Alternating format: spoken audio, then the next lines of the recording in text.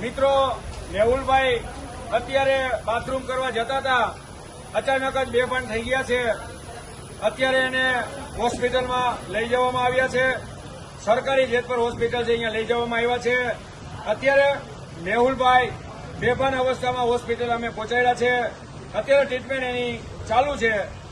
જો કંઈ મેહુલભાઈને ભગવાન કરે ન થાય, કદાચ જો કંઈ થશે તો આનું જવાબદાર સરકાર અને તંત્ર રહેશે.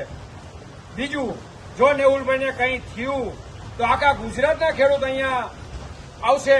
એટલે મેહુલભાઈને ભગવાન કરીને કંઈ ન થાય. અત્યારે એની તબિયત સારી નથી, તો અત્યારે ટૂંક સમયમાં જ એને હમણાં મોરબી લઈ જવામાં આવશે. ત્યાં એની ટ્રીટમેન્ટ થશે.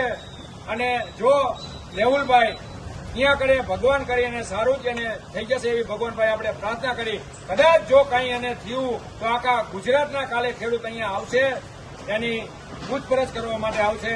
તો આપણે સરકારને કહીએ કે અમે મેહુલભાઈને કાંઈ ન થાય એવી અમે પ્રાર્થના કરી છે.